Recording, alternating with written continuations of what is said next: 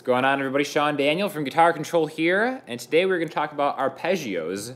And you may have gotten along through life to this point without ever really giving much thought into arpeggios, but that ends right now because arpeggios are an incredibly efficient and easy way to master the guitar fretboard. And we're going to go through a couple examples right now to kind of show you how they're not boring, and the theory behind it isn't really even that difficult, and it's really something that's going to take your playing to the next level. So make sure you click the link below to grab the tab, because a lot of times arpeggios are most easily seen in tab form, so it's good to have to kind of follow along with, right?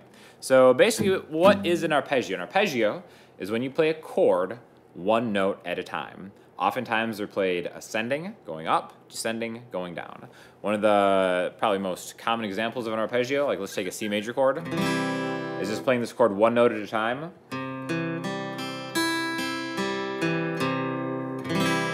Almost kind of like lullaby style.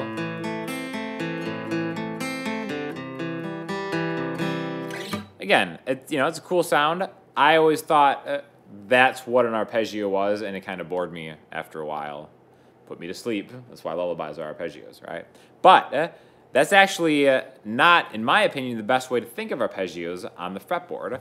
An arpeggio can be something that moves throughout the entire fretboard, and the one we're going to use is actually going to be a G major style arpeggio, okay?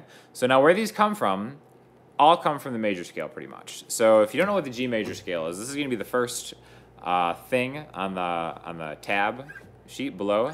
Is just right here. 7 notes of the G major scale, and then the 8th one being an octave to start the G again. G, A, B, C, D, E, F sharp, G. Now, we can make a G major arpeggio one note at a time out of this. Now, you've probably seen a G major chord like this. So you can arpeggiate, just play up or backwards. But that's just kind of working through an open chord, and that doesn't really capture the beauty and the power, the majesty of the arpeggio, like thinking of them in a scale would. So again, if you haven't seen any of the other music theory videos, which I definitely recommend you check out, to make a G major chord, we just take the 1st, 3rd, and 5th note of the G major scale. So we have a 1, 2, 3, 4, 5. Right there, just like that. 1, 3, 5. GBD is going to give us a G major arpeggio. If you play the major scale 3 notes a string like this, 1, 2, 3, 4, 5. 1, 3, 5. Again, kind of a boring way to play an arpeggio. In fact, if you ever go to like an orchestra, you might hear some of the string members kind of warming up. Even singers warm up like that. 1, 3, 5, 8, 5, 3, 1. Now, to kind of use this as a way to work through the fretboard, what we're going to do is we're going to take the 1, the 2, the 3, and the 5. And we're going to make a really cool kind of fretboard spanning exercise out of this arpeggio. So again, 1, 2, 3. We don't have to stay in a shape to play this. Any way you can get from a G to an A to a B. In fact, all I'm doing is I'm taking a root note, G, hitting the 2nd note in the scale, the 5th fret, which is an A, and then sliding 2 frets higher. So you don't even have to think about the notes. It's good to know the names of the notes. It's really helpful. You don't need to think about it that way. You're just going to go 2 frets higher and 2 frets higher. And then we're going to go down a string, back 2 frets. 3A, or 3E, 5E, 7E, 5A. All right, so that's going to be the entire arpeggio, but we're going to do it in a way where we make this connection over and over again to go throughout the whole thing. It's just one move, like that. Now again, remember when we did it this way, 1, 2, 3, 4, 5, 6, 7, 8. The 8th note, the 5th fret on the D string is also a G. So I have a G here, and I have a G here. Now this move, where I go 2 frets higher, 2 frets higher, and then down a string and back 2 frets, I can repeat here. So same move, 2 spots. G, A, B, D, G, A, B, D. Now if you kind of drill that, you can kind of get pretty fast with it. I'm only picking the 1st note and the last note.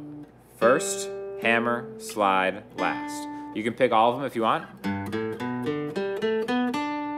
Or you can kind of use hammer-ons and slides to get different ones. Now once we get to here, we got to find another G. Now the G on the B string, it'd be nice to go down a string, just like we did here. Down a string. That's actually not a G. The B string throws us off, so we have to go diagonal here. The G on the B string is actually the 8th fret. But once we get back to here, the whole sequence starts again. So just by doing this one little move, we can recreate it here and recreate it here. And then it doesn't sound good unless you end it on the highest G, which is the octave G, which is like the 15th fret, right? So how is that helpful musically? Because even then, this still sounds kind of like an exercise. Even though it's like a cool climbing type pattern, is we can take little pieces of this and kind of add that into maybe songs where we play a little bit of open chords, right? So let's say we're gonna maybe play just something really easy, a G to a D. But we have space in between there to kind of work our way to a D chord. So maybe we can kind of go.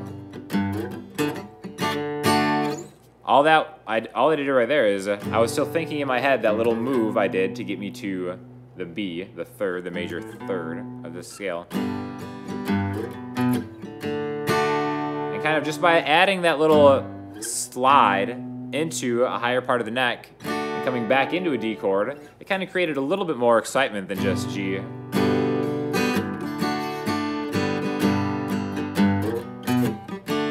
I can even kind of get that A in there.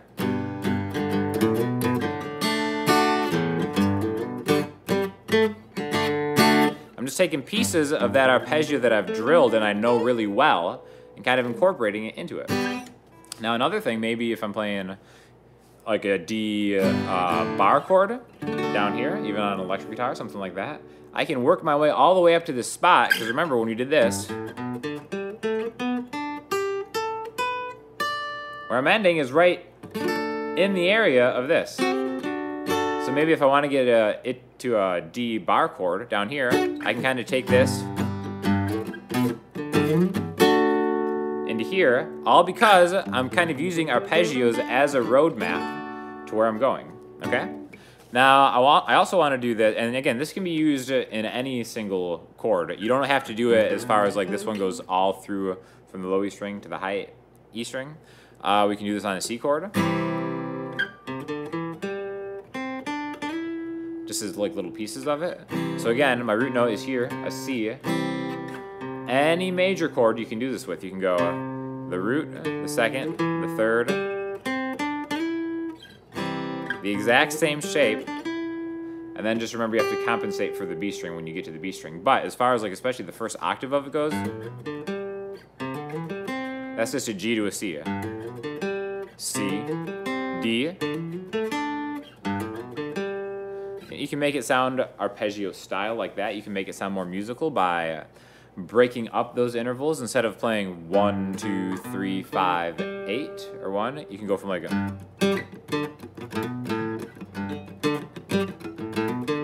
All I'm doing is I'm playing around with those notes in that arpeggio. So I think it's actually a better tool than even scales almost, because you're kind of simplifying what you're doing. Sometimes even though a scale can only be 7 notes or a pentatonic scale only be 5 notes, having all those notes, thinking that you have to like hit every single one of them can be something that kind of gets you inside, like trapped in like a box of like, okay, I'm playing the minor scale. Like when you're playing in a scale, you know, it doesn't really sound musical. You're just kind of going through notes and it's like, what am I even doing here? The beauty of arpeggios is that you're limited to a chord, and playing within that chord is a really great way to train your ear as far as like, okay, there's a root and a third, a major third, into a fifth.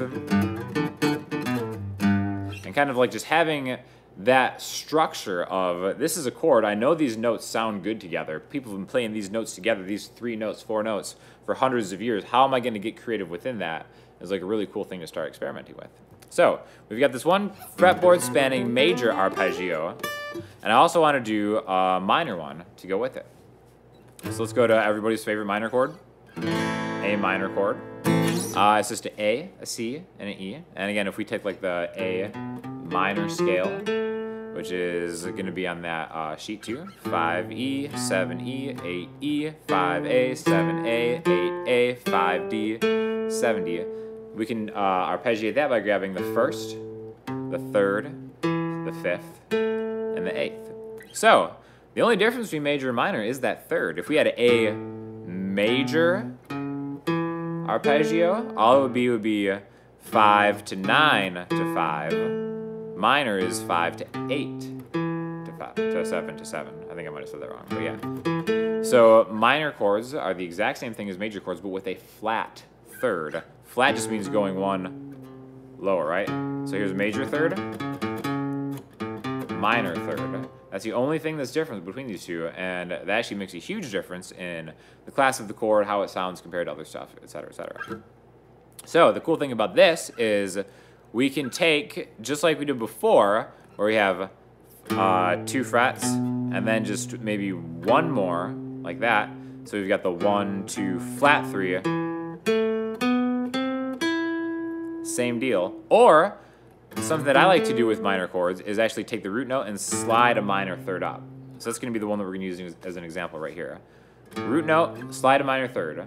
The sound of a minor third is something really prevalent in rock music specifically. Now you can do a minor third on the same string, or you can go down a string back 2 frets. For the purposes of this one right here, we're going to be sliding a minor third higher on the same string, but that's the same interval as here.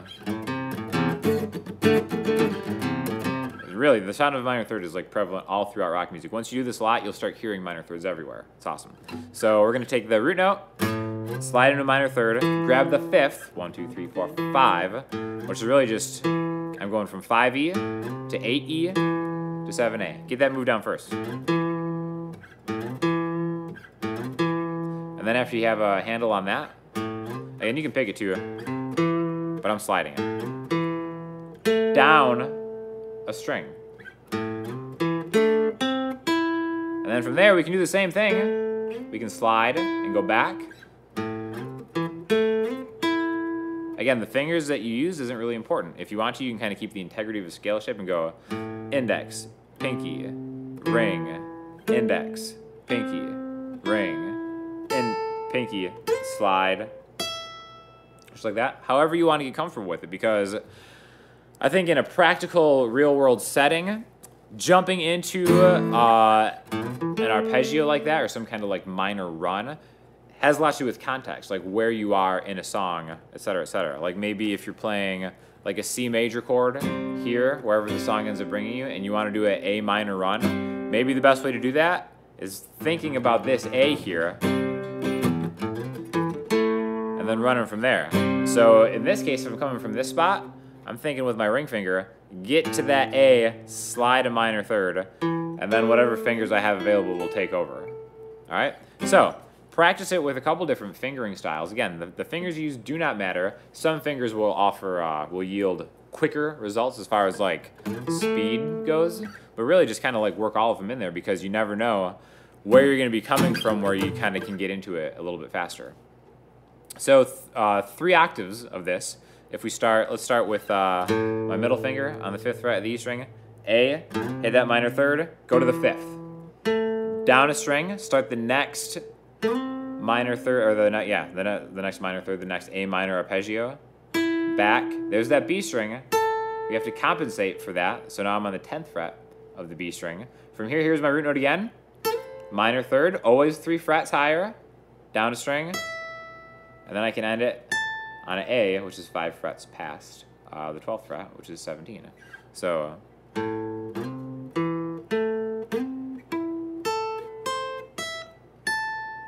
into the G major one.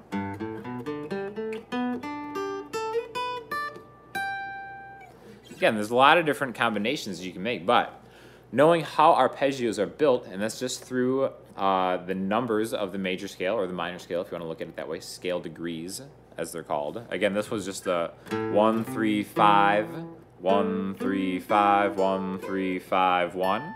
With the G, we did something a little bit different. We kind of hit the 2 there. 1, 2, 3, 5, 1, 2, 3, 5, 1, 2, 3, 5, 1.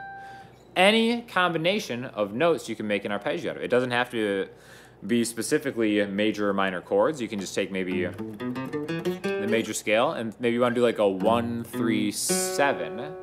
Right? So now I'd have my middle finger on 3. It's supposed to be a G major 7, by the way, a 1, 3, 5, 7. I've got my middle finger on 3E, my pointer finger on 2A, and my ring finger on 4D. 1, 3, 7, 1, 3, 7 for the B string, right? There's a lot of different ways you can kind of cut this up to make whatever sound that you're going for. And then once you start experimenting with these intervals, these spacings between the numbers of the major or minor scale, you're going to really develop an ear for what you like best. I remember when I was first getting into this, I was self-taught. I never really knew this stuff. I played for probably like 8 years before I even thought about trying an arpeggio. Once I started getting this down, I realized that the music that I gravitated towards to always, regardless of genre, whether it was like rock, metal, even jazz, was stuff that had that major 7 interval in it. And I always knew what I liked, but I couldn't really put like a name to it. And learning arpeggios is like, wow, I really love this major 7 type sound.